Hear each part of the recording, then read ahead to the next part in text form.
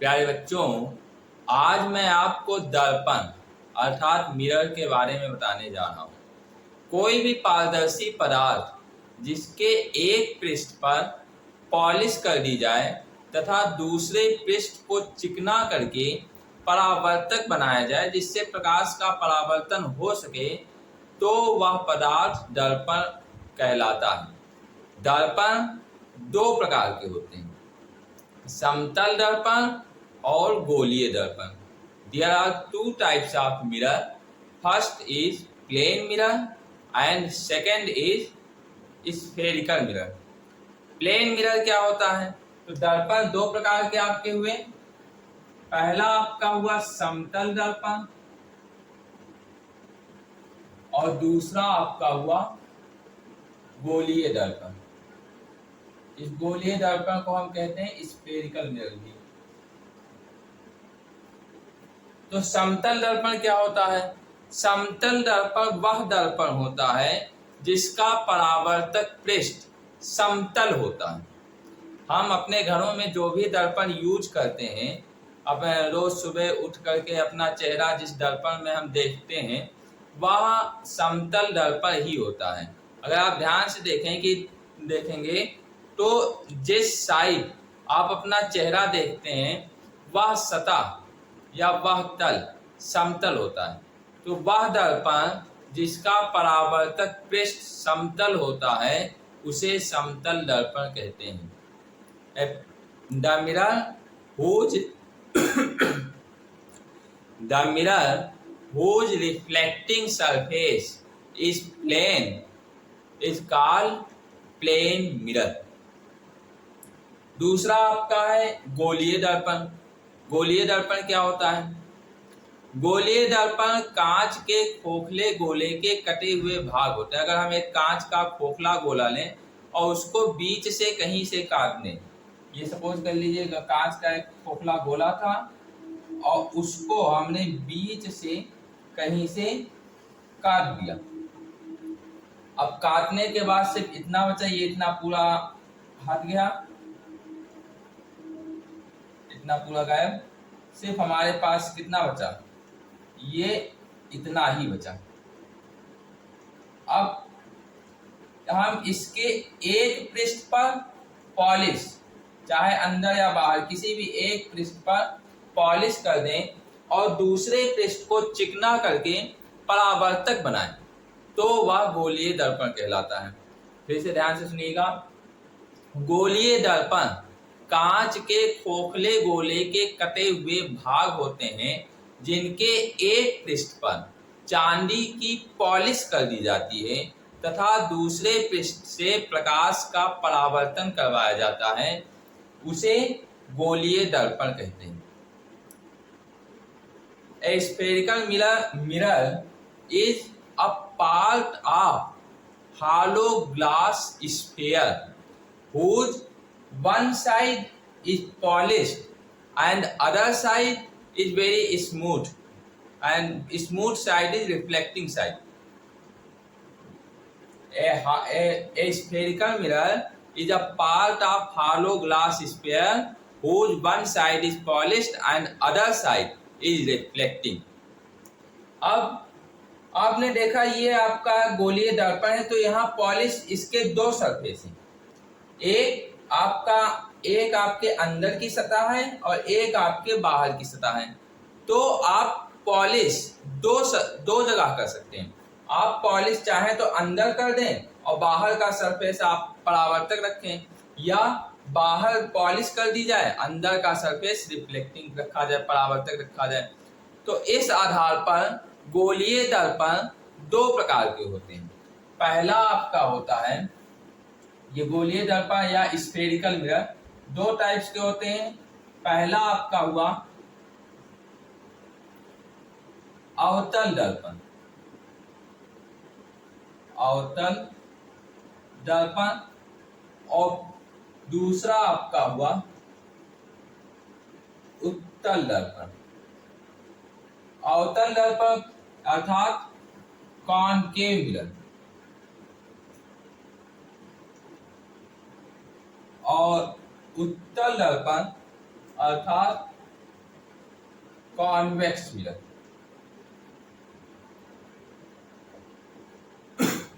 अब अवतल दर्पण क्या होते हैं? ठीक है, तो पहले गोलीय दर्पण आपका कैसे बना था? एक कांच का खोखला गोला था, उसको आपने बीच से कहीं से काट दिया, ऐसे आपने बीच से कहीं से काट दिया। ठीक है, अब अवतल दर्पण में क्या होगा? बाहर का सरफेस, जो बाहरी पृष्ठ है, वो पॉलिश्ड होती है। जो बाहर का सरफेस है अवतल दर्पण में, बाहर का सरफेस पॉलिश्ड होगा, ये वाला सरफेस पॉलिश्ड, और अंदर की सतह जो होगी वो चिकनी होगी, और इस चिकनी सतह को हम परावर्तक पृष्ठ कहेंगे। ठीक है, तो व्हाट इज कॉनकेव अवतल दर्पण किसे कहते हैं? वह गोलीय दर्पण जिसके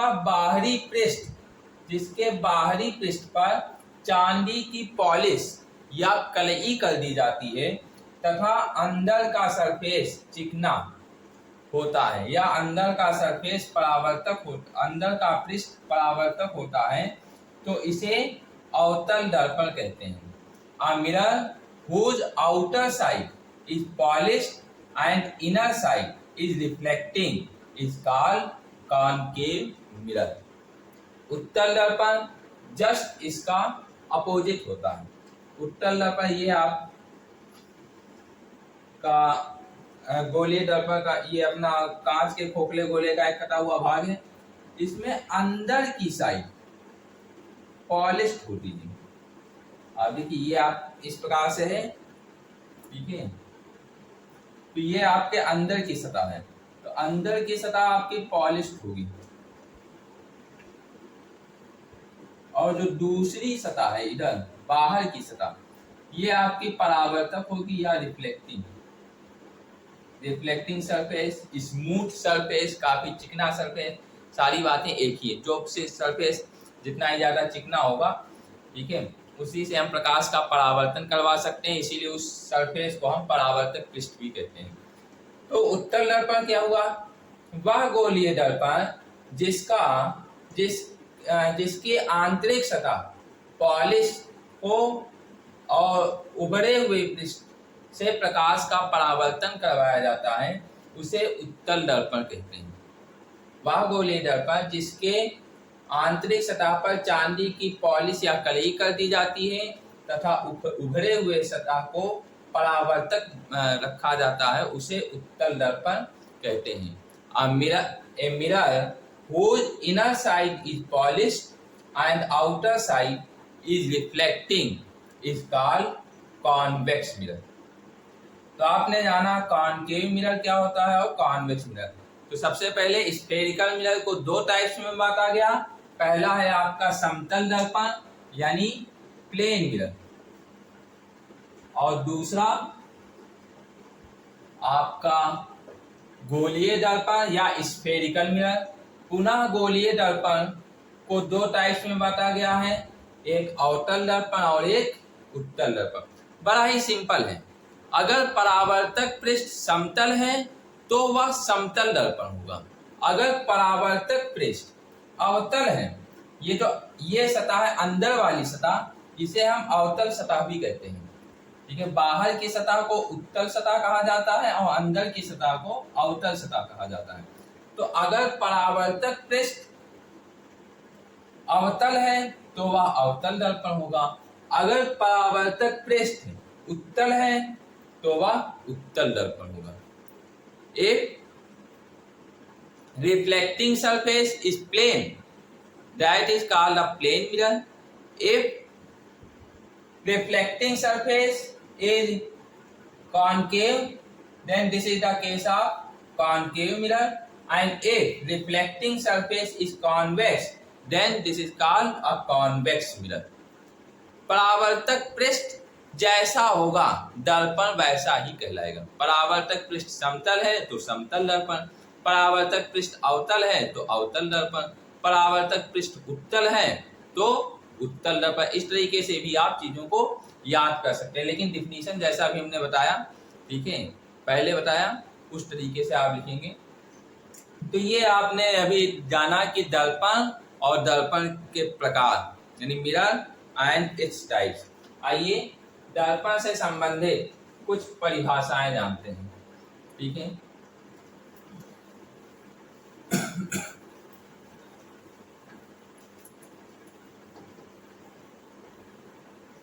तो सबसे पहले हम बात करेंगे अवतल दर्पण उत्तल दर्पण दोनों के बारे में एक साथ ही बात करेंगे हम। ठीक है, तो सबसे पहले अवतल दर्पण। अवतल दर्पण में हमने क्या बताया आपको कि mirror spherical mirror whose outer side is polished and inner side is reflecting is called concave mirror। ठीक है, ये आपका हुआ concave mirror। और a mirror whose inner side is polished and outer side is reflecting is called concave mirror, तो convex mirror। तो ये आपका concave mirror या अवतल दर्पण, और ये आपका हुआ कॉन्वेक्स मिरर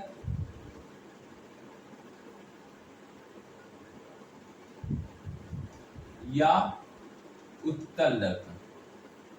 तो सबसे पहले दर्पण का ध्रुव अर्थात पोल ऑफ स्फेरिकल मिरर या पोल ऑफ मिरर। ठीक है, तो ध्रुव क्या होता है? गोलीय दर्पण के परावर्तक पृष्ठ के मध्य बिंदु को दर्पण का ध्रुव कहते हैं। आप देखिए, ये परावर्तक पृष्ठ अंदर का जो पृष्ठ है परावर्तक है। ठीक है, तो इसका जो मध्य बिंदु होगा, मिड पॉइंट, यहाँ कहीं होगा, इसे हम दर्पण का ध्रुव कहते हैं। इसे कैपिटल पी से डिनोट करते हैं। उत्तल दर्पण में यहाँ कहीं होगा आपका। ठीक है, ये आपका ये जो आपने सरफेस लिया है, इसी का जो मिड पॉइंट है वही आपका दर्पण का ध्रुव है। The mid point of reflecting surface is called pole. It is denoted by capital P. दूसरा, सेंटर वक्रता त्रिज्या, सेंटर ऑफ कर्वेचर। तो सेंटर ऑफ कर्वेचर क्या होता है? गोलीय दर्पण कांच के जिस खोखले गोले के कटे हुए भाग होते हैं, हमने क्या बताया था आपको, ये पूरा पहले इस प्रकार से था, ऐसे पूरा स्फेयर में था। तो इस स्फेयर का कोई ना कोई एक सेंटर रहा होगा, यहाँ कहीं मान लीजिए सेंटर था। इसी प्रकार से ये भी कांच का खोखले गोले का कटा हुआ भाग था, ये पहले इस प्रकार से ऐसे स्फेरिकल में शेप में था। तो जब ये स्फेरिकल शेप में था तो इसका भी कोई ना कोई सेंटर रहा होगा। यहाँ सपोज कर लीजिए इसका सेंटर था, ये पॉइंट। तो यही जो सेंटर है, इस पूरे गोले का जो सेंटर है, वही इस गोलीय दर्पण का भी सेंटर या वक्रता केंद्र कहलाएगा।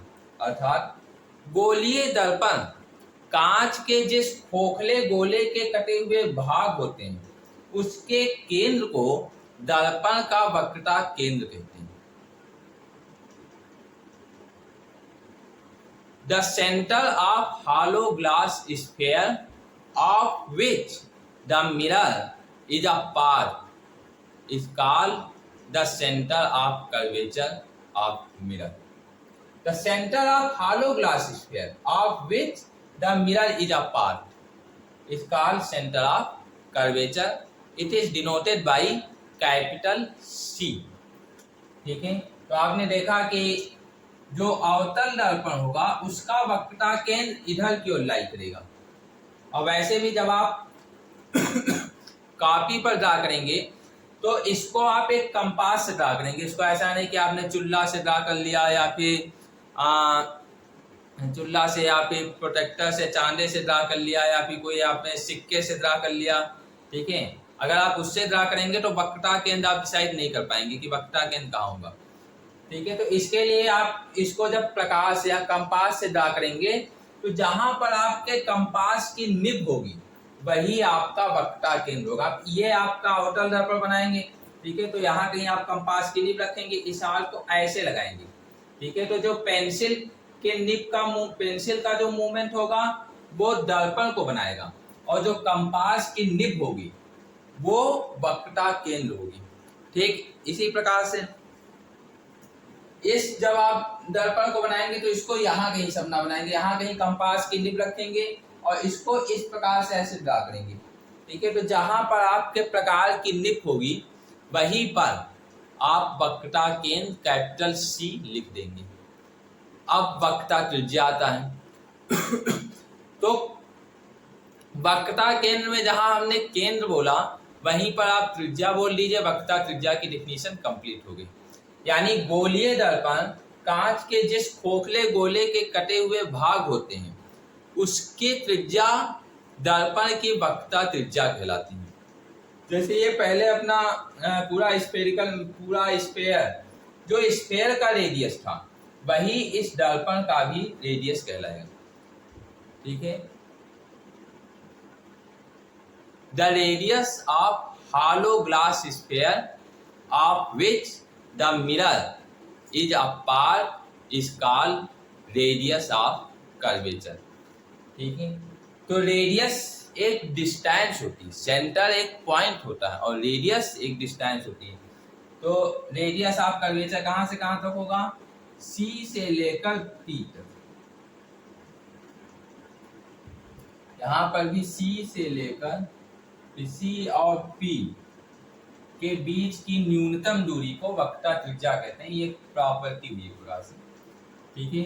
इसे हम स्मॉल आर से डिनोट करते हैं। यहाँ स्मॉल आर ये हुआ, यहाँ स्मॉल आर ये हुआ। ये कॉनकेव मिरर का रेडियस ऑफ कर्वेचर है और ये कॉन्वेक्स मिरर का रेडियस ऑफ कर्वेचर। ये कॉनकेव मिरर अर्थात अवतल दर्पण और ये कॉन्वेक्स मिरर अर्थात उत्तल दर्पण, ठीक है। अब आपका आता है अभिलंब क्या होता है। तो अभिलंब क्या होता है, दर्पण के किसी भी बिंदु को वक्रता केंद्र से मिलाने वाली रेखा उस बिंदु पर अभिलंब कहलाती है। The line joining to the any point of the mirror to the centre of curvature is called normal at that point. यहाँ दर्पण का कोई भी बिंदु ले लें, यहाँ ले लें, यहाँ कोई बिंदु ले लें, इसको हम वक्रता केंद्र से ऐसे मिला दें तो इस बिंदु पर अभिलंब ये रेखा होगी। यहाँ हमने कोई पॉइंट ले लिया, इसको हमने इससे मिला दिया, ठीक है, तो इस बिंदु पर अभिलंब ये रेखा होगी। तो दर्पण के किसी भी बिंदु को वक्रता केंद्र से मिलाने वाली रेखा उस बिंदु पर अभिलंब कहलाती है।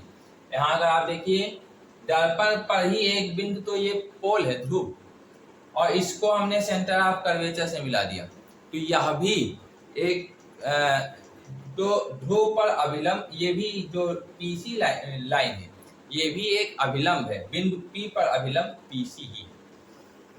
अब मुख्य अक्ष, ठीक है, दर्पण के ध्रुव को वक्रता केंद्र से मिलाने वाली रेखा मुख्य अक्ष कहलाती है।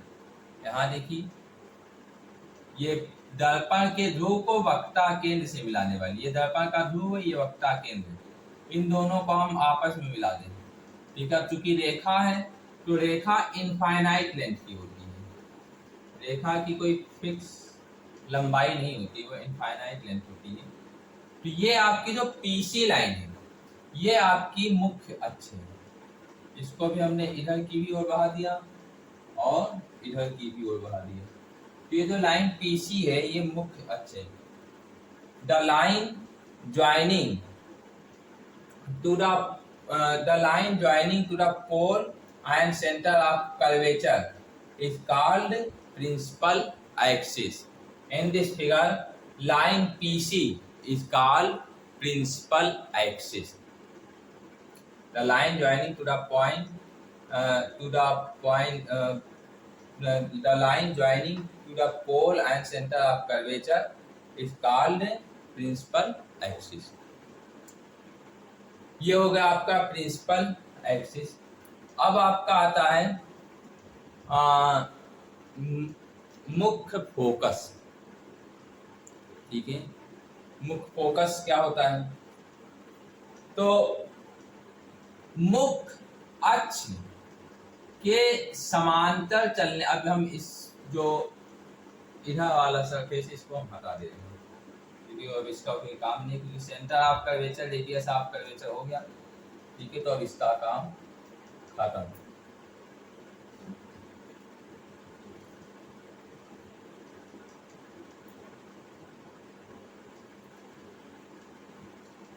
अब मुख्य फोकस या फोकस किसे कहते हैं? तो मुख्य अक्ष के समांतर चलने वाली प्रकाश की किरणें, ये देखिए मुख्य अक्ष, ये आपकी लाइन पीसी मुख्य अक्ष, ये सभी जो लाइन है मुख्य अक्ष के समांतर। तो मुख्य अक्ष के समांतर चलने वाली प्रकाश की किरणें दर्पण से परावर्तन के पश्चात मुख्य अक्ष के जिस बिंदु से होकर जाती है, ये सभी जो रेखाएं हैं एक ही बिंदु से होकर जाएंगी। ये जितनी रेखाएं सब एक ही बिंदु से होकर जाएंगी। तो जिस बिंदु से होकर ये जाती हैं वह ये अवतल दर्पण के केस में उसे मुख्य फोकस कहते हैं। उत्तल दर्पण में क्या होगा? मुख्य अक्ष के समांतर चलने वाली प्रकाश की किरणें जब उत्तल दर्पण पर आपतित होंगी तो उत्तल दर्पण से परावर्तन के पश्चात ये किसी एक फिक्स पॉइंट से आती हुई प्रतीत होंगी। देखिए, इसके उधर बाहर नहीं जा सकती। ये जो लाइन है ये किरण है, उधर पॉलिश कर दिया गया तो उधर जा ही नहीं सकती है। तो ये यहीं से अपना यहीं तक जाने के पश्चात यहीं से लौट जाएंगे ऐसे।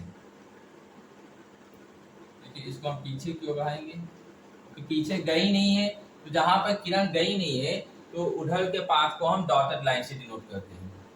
ठीक है, ये किरण भी यहाँ से यहाँ तक गई और यहीं से जाने के बाद फिर वो वापस लौट जाएगी। और पाथ कौन सा अनुसरण करेगी?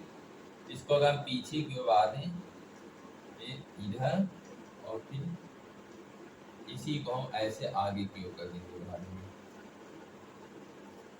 ये किरण भी ऐसे गई और ऐसे जाने के बाद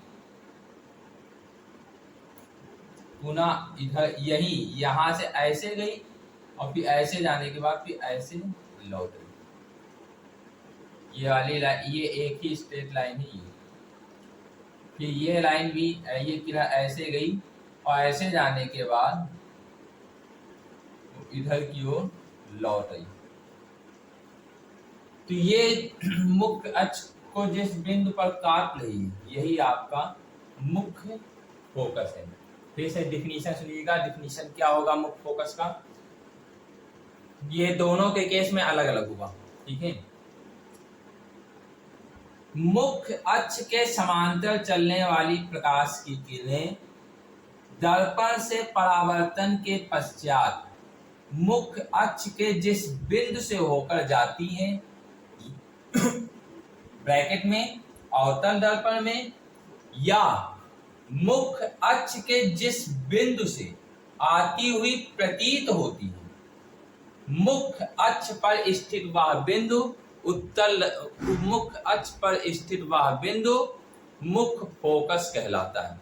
देखिए, यहाँ पर वास्तव में ये किरण यहाँ से ऐसे गई और फिर यहीं से वापस लौट गई, लेकिन ऐसा लग रहा है कि ये जितनी भी परावर्तित किरण है, हमने जिधर इधर की ओर दिखाया मिरर से बाहर की ओर, वो सारी किरण ऐसा लग रहा है कि इस बिंदु से आ रही है, किंतु क्या वास्तव में इस बिंदु से आ रही है? नहीं, वो सभी किरण ये जैसे ये किरण है तो इस बिंदु से ही वापस लौट जा रही है।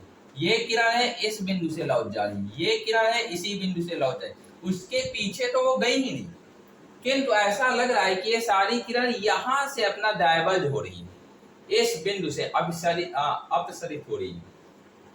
ठीक है, तो मुख्य अक्ष के समांतर चलने वाली प्रकाश की उत्तल दर्पण के केस में क्या होगा, मुख्य अक्ष के समांतर चलने वाली प्रकाश की किरण उत्तल दर्पण से परावर्तन के पश्चात मुख्य अक्ष के जिस बिंदु से आती हुई प्रतीत होती है या अपसरित होती हुई प्रतीत होती है, मुख्य अक्ष पर स्थित वह बिंदु उत्तल दर्पण का मुख्य फोकस कहलाता है। बाकी हमने अवतल दर्पण का भी बताया भी, ठीक है, दोनों का एक साथ बताया।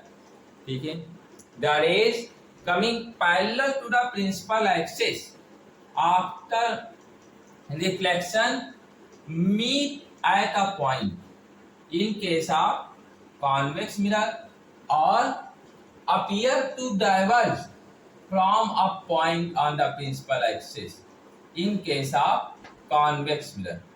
This point on the principal axis is called principal focus. It is denoted by capital F. आप देख सकते हैं ये कैपिटल F और ये कैपिटल F। ठीक है, अब आपका आता है फोकस दूरी या फोकल लेंथ। फोकस लेंथ नहीं होता प्यारे बच्चों, फोकल लेंथ। ठीक है, तो फोकस दूरी किसे कहते हैं, तो दर्पण के ध्रुव और मुख्य फोकस के बीच की दूरी को फोकस दूरी कहते हैं। ठीक है, अब ये सारे फिगर जो हमने ये लाइन खींची है, इस लाइन को हम हटा दें, बहुत ज्यादा इसका काम नहीं है, फोकस के लिए ही जरूरी था।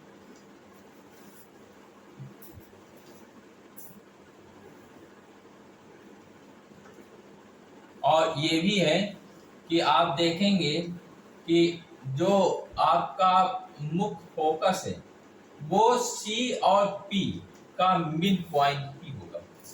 ठीक है, तो कॉपी पे जब आप ड्रा करेंगे तो सी और पी, अगर सी और पी के बीच का डिस्टेंस 4 सेंटीमीटर का आपने लिया है।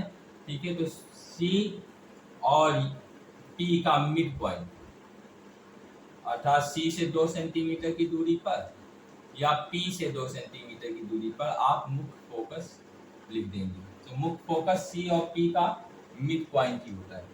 अब फोकस दूरी किसे कहते हैं, तो दर्पण के ध्रुव और मुख्य फोकस के बीच की दूरी को फोकस दूरी कहते हैं। इसे small letter capital small F, इसे स्मॉल एफ से प्रदर्शित किया जाता है।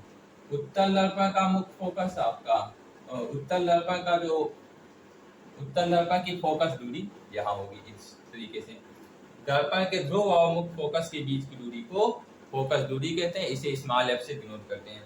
The distance between pole, the minimum distance between pole and principal focus is called focal length. It is denoted by small F. हमेशा याद रखिएगा, जो फोकस दूरी होती है वो वक्रता त्रिज्या की आधी होती है। वक्रता त्रिज्या आपका यहाँ से यहाँ तक, सी और पी के बीच का डिस्टेंस। ठीक है, यहाँ वक्रता त्रिज्या आपका यहाँ से यहाँ तक, सी और पी के बीच का डिस्टेंस। ठीक है, तो अगर वक्रता त्रिज्या 8 मीटर है तो वक्रता त्रिज्या 8 मीटर है तो फोकस दूरी आपकी 4 ही मीटर होगी। फोकस दूरी वक्रता त्रिज्या की आधी होती है। अब आपका आता है फोकस तल यानी फोकल प्लेन। तो फोकस तल क्या होता है, मुख्य फोकस से होकर जाने वाला तल जो कि मुख्य अक्ष के लंबवत हो, फोकस तल कहलाता है। जैसे यहाँ ये मुख्य फोकस है और ये आपकी मुख्य अक्ष है, तो मुख्य फोकस से होकर जाए और मुख्य अक्ष के लंबवत भी हो, ऐसे हमने एक तल खींच दिया। ये वास्तव में एक लाइन नहीं है, ये आपका एक प्लेन है। जैसे अगर ये रेखा बोर्ड पर है, ठीक है, तो ये हमारा हाथ, ठीक है, एक प्लेन है। अब अगर हम इस हाथ को हम सामने से देखेंगे तो हम एक लाइन ही ड्रा कर सकते हैं। हम हाथ जिस पर एक प्लेन हम ड्रा कर ही नहीं सकते हैं। किंतु यह ध्यान रखिएगा, ये कोई रेखा नहीं है, यह एक तल है, समतल। ठीक है, इस फिगर में भी मुख्य अक्ष से होकर जाने वाला तथा मुख्य फोकस से होकर जाने वाला तल, जो कि मुख्य अक्ष के लंबवत हो, फोकस तल कहलाता है, यानी focal plane. A plane which is perpendicular to the principal axis and passes through the principal focus is called focal plane। तो यहाँ पर in this figure M dash, अगर हम यहाँ यम डैश ले लें, ठीक है, तो यम डैश ले लें, ये आपका यही जो हुआ, यही आपका फोकल प्लेन हुआ, फोकल प्लेन।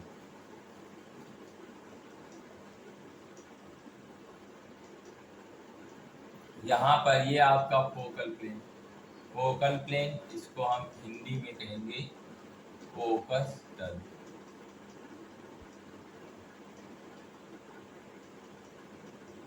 अब आपका आता है दर्पण का द्वारक, एपर्चर ऑफ मिरर। गोलीय दर्पण के परावर्तक पृष्ठ के व्यास को दर्पण का द्वारक कहते हैं। यहाँ दर्पण का द्वारक क्या है, ये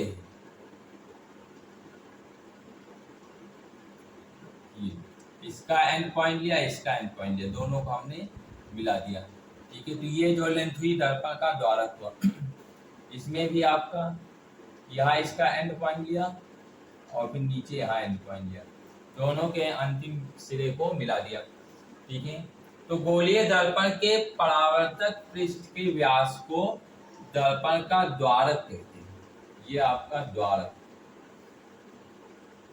ठीक है, यहाँ पर ये जो डॉटेड लाइन है वो आपकी हुई द्वारक, इसको इंग्लिश में कहते हैं aperture, aperture of mirror. The diameter of the reflecting surface of a mirror is called aperture of the mirror. तो हमें उम्मीद है आपको दर्पण के प्रकार, समतल दर्पण, गोलीय दर्पण और गोलीय दर्पण से संबंधित कुछ परिभाषाएं आपको समझ में आई होंगी। तो अभी इस वीडियो में इतना ही। वीडियो देखने के लिए आपका हृदय से धन्यवाद।